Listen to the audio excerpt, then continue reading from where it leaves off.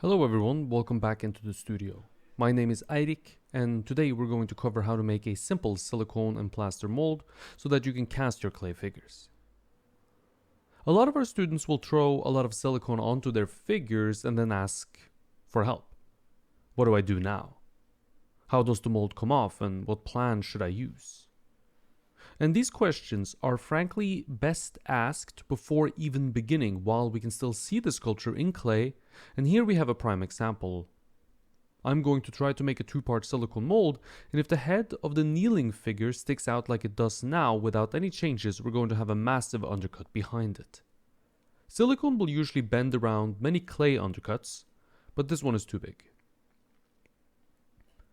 Instead of cutting the head off and dealing with it as a separate piece, which requires a lot of work in post after the casting has been made, we're going to create a little wall which will help the silicone wrap around the head instead of trapping it like a foot in a sock, or a head in a sock.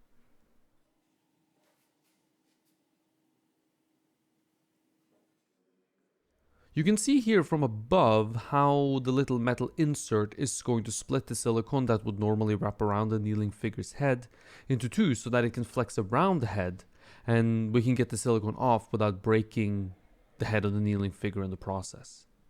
Here is an example of what it will look like inside the mold itself so you can get an idea of where we're headed.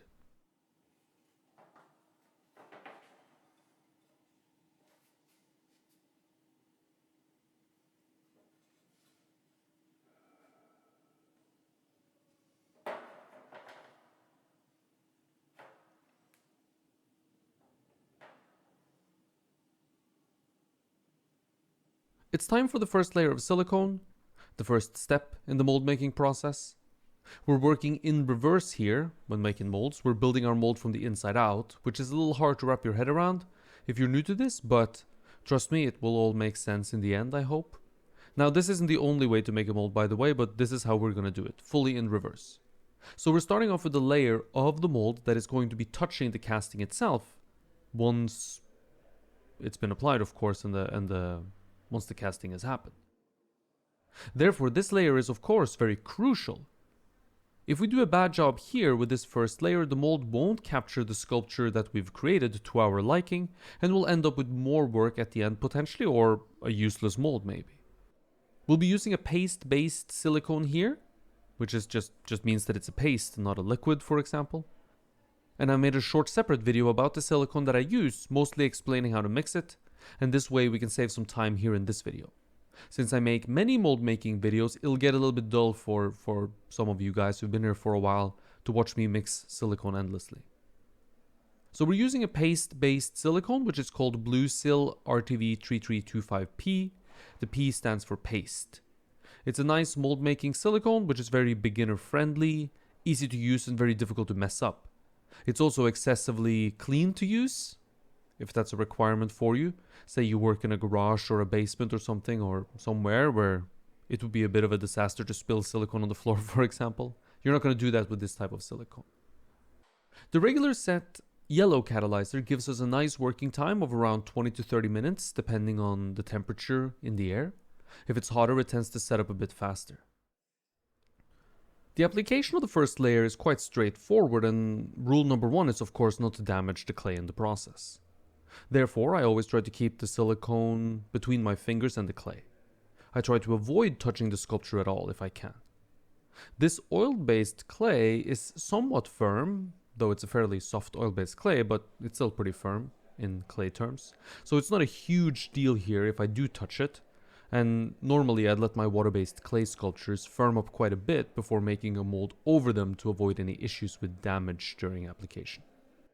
The layer should be thin enough to capture details and avoid capturing air bubbles.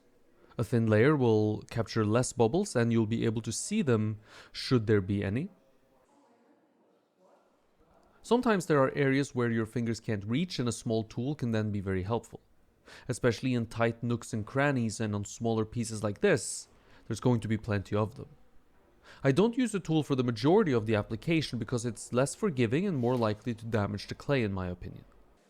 The first layer should be set before starting the second layer. This time around, the second layer is going to be the final layer. In larger pieces I might do 3 layers, but for small stuff like this, 2 will suffice. A normal way of checking if the silicone is set enough for the next layer is to press your fingernail lightly into the silicone. If the silicone bounces back at you and your nail doesn't leave a small permanent imprint, the silicone is set enough to be ready for the next layer. The sooner you start this layer, the second layer, the better the bond between the layers of silicone will be.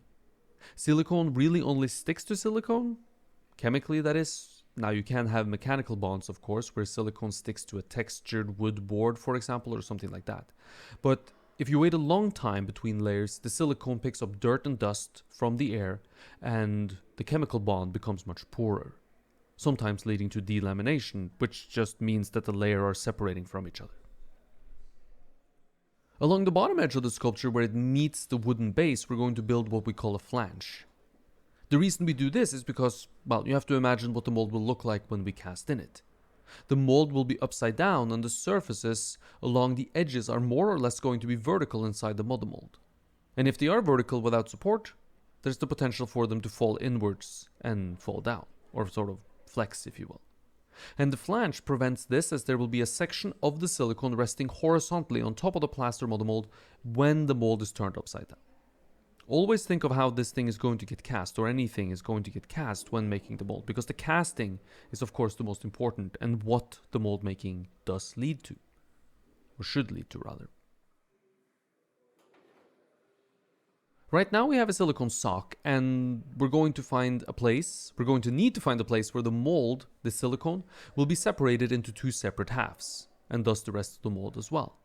Otherwise the mold simply won't be able to be opened and thus not able to be used.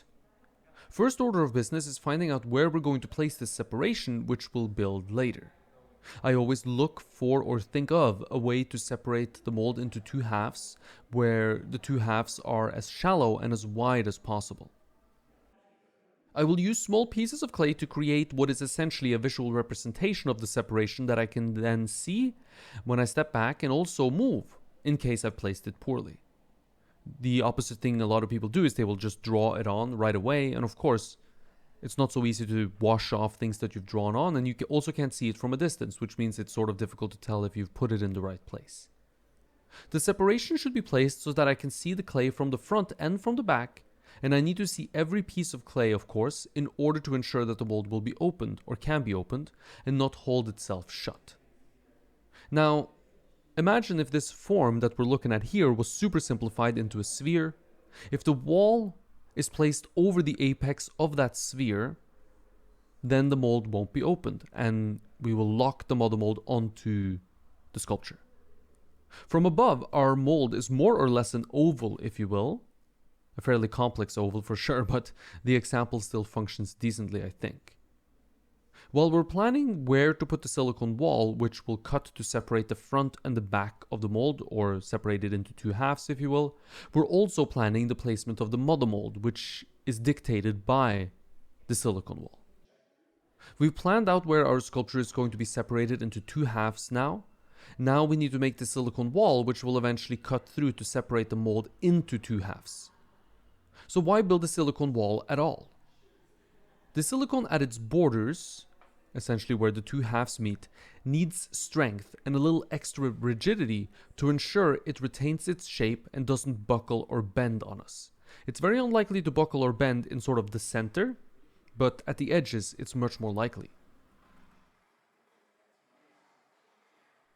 A larger or taller section of silicone is also going to have a much easier time registering back together as opposed to a very thin and narrow section of silicone. So you can sort of imagine if we just cut through the silicone without a wall, we'll have this very thin 1/2 centimeter thick silicone skin, and in order to make those 2 1/2 centimeter sections line up together is going to be very tricky. If we have a couple of centimeter tall wall, maybe even with a registration cut down the middle, now making sure that the 2 line back up together later is going to be much, much easier. First, we'll build a triangle as wide as we intend the wall to be at the base, and as tall as we intend the wall to be at the peak. More or less, of course. The width of the wall should be about the width of your thumb and right around the same height, so 2 centimeters I would say is right about max height and width. But if your sculpture is bigger, you can go a little bit larger. The second pass turns the silicone wall from a triangle into a square. We're filling in the spaces of the triangle and are creating a square, essentially, or I guess a rectangle. The third and final pass on the walls will be done with regular yellow catalyzer, giving us more working time. The reason to do it this way instead of just leaving the walls here without using the yellow is that, number one, it makes the mold look better because it's a unified color, and the pink silicone I think is a little bit ugly. Now, that's a pretty bad reason, but I do have to admit that it does matter to me. I don't like ugly molds. Molds should be pretty as well, or they can be at least. But I do have better reasons, and one of them is that because of the faster setting catalyst of the pink silicone, the silicone wall is going to shrink at a slightly different rate than the rest of the silicone skin. Therefore, there's a greater chance, that the silicone wall will delaminate over time if we leave it like this. There is a chance this could occur at least, and especially if you have over-catalyzed the pink silicone a little bit, the chances of this happening, while not great, they're there. Thank you for watching until the end of the video. I hope you learned a thing or two that you can take with you into your own practice.